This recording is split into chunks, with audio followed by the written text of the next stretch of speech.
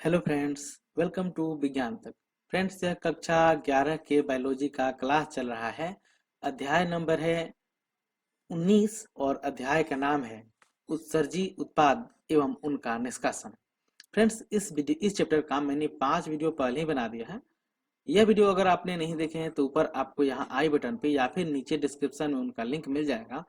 वहां से जाकर के आप इस वीडियो को देख सकते हैं ताकि आपकी समझ बेहतर हो सके। यह इस चैप्टर का छठा पार्ट है। तो चलिए इस वीडियो को बिना देरी किए शुरू करते हैं। सबसे पहले हम लोग जानते हैं उत्सर्जन में विभिन्न अंगों की भूमिका। आपको पता है कि जो उत्सर्जन होता है उसमें वृक्क की तो भूमिका होती ही है, क्योंकि वृक्क क्या करता है, रक्त को छानता है, उससे मूत्र को अलग करता है। इसके अलावा उसमें कौन कौन से अंग है जिनकी भूमिका होती है वो हम सभी जानने वाले हैं। वृक्कों के अलावा फुसफुस, यकृत और त्वचा भी उत्सर्जी अपशिष्टों को बाहर निकालने में हमारे मदद करते हैं। हमारे फेफड़े प्रतिदिन मात्रा में CO2 लगभग 1200 ml प्रति मिनट और जल की पर्याप्त मात्रा का निष्कासन करते हैं। ठीक है, तो क्या करते हैं? वृक्क के अलावा क्या क्या है हमारे शरीर में? यकृत, फुसफुस, त्वचा, फेफड़े, ये भी उत्सर्जन का काम करते हैं। और फेफड़े तो प्रतिदिन में CO2 को निकालते हैं बाहर, कितना? 200 ml प्रति मिनट के हिसाब से, और जल की भी पर्याप्त मात्रा का निष्कासन करते हैं। हमारे शरीर की सबसे बड़ी ग्रंथि यकृत, याद रखिएगा, हमारे शरीर की जो सबसे बड़ी ग्रंथि है वह यकृत यानी लिवर है। यकृत पित्त का स्राव करती है। यकृत क्या करती है? पित्त का स्राव करती है, जिसमें बिलीरुबिन, बिलीविरडीन, कोलेस्ट्रॉल, निम्नलिखित स्टेरॉयड हार्मोन, विटामिन तथा औषधि होते हैं। इन अधिकांश पदार्थों को अंततः मल के द्वारा बाहर निकाल दिया जाता है। ठीक है, तो आप सुने होंगे पित्त रस। ठीक है, तो जो पित्त रस होता है वह उसका स्राव कौन करता है? यकृत करता है, और वही पित्त रस जाकर के पित्ताशय में स्टोर होता है। त्वचा में उपस्थित श्वेत ग्रंथियां और तेल ग्रंथियां भी स्राव द्वारा कुछ पदार्थों का निष्कासन करती हैं। श्वेत ग्रंथि द्वारा निकलने वाला पसीना एक जलीय द्रव है, जिसमें नमक, कुछ मात्रा में यूरिया, लैक्टिक अम्ल इत्यादि होते हैं। हालांकि पसीने का मुख्य कार्य वाष्पीकरण द्वारा शरीर की सतह को ठंडा करना है, लेकिन यह ऊपर बताए गए कुछ पदार्थों के उत्सर्जन में भी सहायक होता है। तो देखिए हमने क्या क्या जाना। वृक्क तो उत्सर्जन करता ही है, इसके अलावा जो फेफड़े हैं वो भी उत्सर्जन का कार्य करते हैं। साथ ही जो तेल ग्रंथियां, श्वेत ग्रंथियां हैं वो भी करती हैं। जैसे श्वेत ग्रंथियां पसीना के माध्यम से कुछ नमक, यूरिया और लैक्टिक अम्ल को शरीर से बाहर निकाल देती है। हालांकि पसीना का मेन काम उत्सर्जन करना नहीं है, उसका मेन काम क्या है? शरीर के सतह को ठंडक प्रदान करना। किसके द्वारा? तो वाष्पीकरण के द्वारा। तेल ग्रंथियां सीबम द्वारा कुछ स्टेरॉल, हाइड्रोकार्बन एवं मोम जैसे पदार्थों का निष्कासन करती है। ये स्राव त्वचा को सुरक्षात्मक तैलीय कवच प्रदान करते हैं। क्या आप क्या आप जानते हैं कि कुछ नाइट्रोजनी अपशिष्टों का अवशोषण लार के निष्कासन द्वारा भी होता है? जी हाँ, आप देखते हैं कि बार बार कभी कभी व्यक्ति थूकता है तो उसके द्वारा भी कुछ नाइट्रोजनी अपशिष्टों का उत्सर्जन हो जाता है। ठीक है, अब चलिए इसके साथ ही ये शायद आखिरी टॉपिक है, इसको भी हम लोग जान जाते हैं। वृक्क विकृतियां, यानी वृक्क में कौन कौन सी बीमारियां होती है, कौन कौन सी विकृतियां होती है, वो सब हम लोग समझने वाले हैं। वृक्कों की कुसंक्रियता के फलस्वरूप रक्त में यूरिया एकत्रित हो जाता है। अब जानिए, मान लीजिए कि कोई ब्रिक है, हम लोग के शरीर में होता ही है, एक जोड़ी ब्रिक होता है, उसकी कुसंक्रियता हो गई है। कुसंक्रियता मतलब वो सही से कार्य नहीं कर रहा है। इस स्थिति में क्या होगा? हमारे शरीर में यूरिया एकत्रित हो जाता है। ठीक है, यूरिया एकत्रित हो जाता है, जिसे यूरियामिया कहते हैं। हमारे शरीर में यूरिया अधिक एकत्र हो जाता है, इकट्ठा हो जाता है, उसे क्या कहेंगे? उसे कहेंगे यूरियामिया। यूरियामिया जो कि अत्यधिक हानिकारक है। ठीक है, ये हानिकारक है बहुत ज्यादा। यह वृक्कपात के लिए मुख्य रूप से उत्तरदायी है। ठीक है, वृक्कपात यानी इससे वृक्क में भी नुकसान होने लगता है, वृक्क को नुकसान पहुंचाता है यह। इससे मरीजों में यूरिया का निष्कासन हीमोडायलिसिस यानी रक्त अपोहन द्वारा होता है। रक्त अपोहन यानी हीमोडायलिसिस के प्रक्रम से रोगी की धमनी से रक्त निकालकर जिसमें हिपेरिन जैसा कोई थक्का रोधी मिलाकर अपोहनकारी इकाई में भेजा जाता है।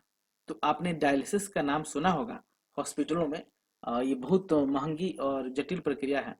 इस द्वारा क्या करते हैं कि अगर किसी व्यक्ति का वृक्क खराब हो जाता है, सही से काम नहीं करता है, तो उस व्यक्ति के, उस मरीज के शरीर से यूरिया का निष्कासन होता है रक्त अपोहन के माध्यम से, और उसको मशीन द्वारा शुद्ध किया जाता है। ठीक है, वही यहाँ पे बोल रहा है, अपोहनकारी इकाई में भेजता है, जिससे कृत्रिम वृक्क कहते हैं। ठीक है, तो वह वृक्क कृत्रिम वृक्क की तरह कार्य करता है, और वह वास्तव में एक मशीन है, वृक्क नहीं है, लेकिन वृक्क की तरह कार्य करता है, इसलिए उसको कृत्रिम वृक्क कहते हैं। इस इकाई में कुंडलित सेलोफेन नली होती है, और यह ऐसे द्रव से घिरी रहती है जिसका संगठन नाइट्रोजनी अवशिष्टों को छोड़कर प्लाज्मा के समान होता है। तो जो उसमें यहाँ पे रक्त अपोहन वाली जो मशीन होती है, उसमें क्या होता है, तो कुंडलित सेलोफेन की नली होती है। ठीक है, और उसमें ऐसा द्रव रहता है जिसमें नाइट्रोजनी अवशिष्ट नहीं रहता है, इसको छोड़ करके प्लाज्मा के समान ही द्रव उसमें भरा रहता है। छिद्रयुक्त सेलेफेन झिल्ली में अपोहनी द्रव में अणुओं का आवागमन सांद्र प्रवणता के अनुसार होता है। अपोहनी द्रव में नाइट्रोजनी अवशिष्ट अनुपस्थित होते हैं, अतः यह पदार्थ की ओर गमन करते हैं और रक्त को शुद्ध करते हैं। तो मैंने बताया ही, उस विधि द्वारा क्या करते हैं, रक्त को शुद्ध किया जाता है। शुद्ध रक्त में हिपेरिन विरोधी डालकर इसे रोगी की शिराओं द्वारा पुनः शरीर में भेजा जाता है। अब बाद में क्या करते थे, पहले हिपोरिन डाल करके रक्त को बाहर निकाल करके उसको मशीन से शुद्ध करते हैं, फिर हिपेरिन डाल करके हिप्रोन विरोधी डाल करके उसको शिराओं द्वारा शरीर में पुनः भेज दिया जाता है। यह विधि संसार के यूरेमिक व्याधि के से हजारों व्यक्तियों के लिए एक वरदान है।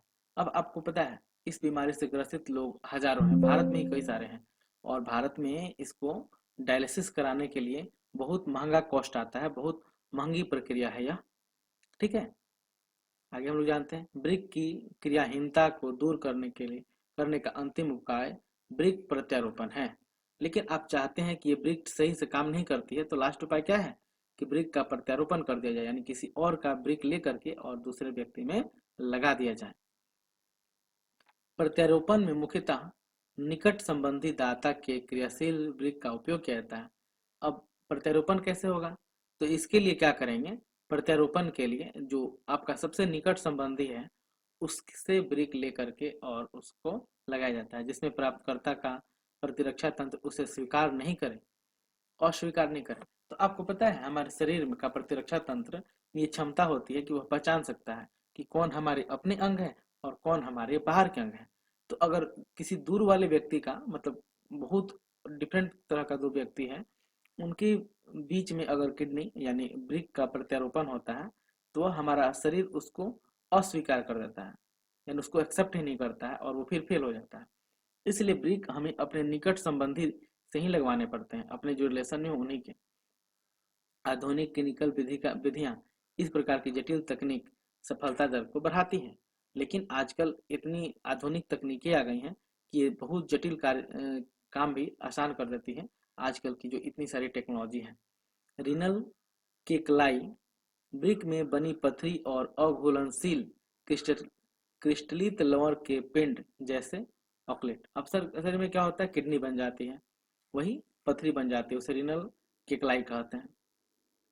फिर अगली बीमारी क्या है, ग्लोमेरुलोनेफ्राइटिस यानी गुच्छशोथ कहते हैं, वृक्क के गुच्छशोथ की प्रदाहता। इसमें क्या होती है, जो वृक्क के गुच्छ होते हैं, ठीक है, वहां पे क्या होता है, शोथ हो जाता है, फूल जाता है, यानी ग्लोमेरुलस के पास।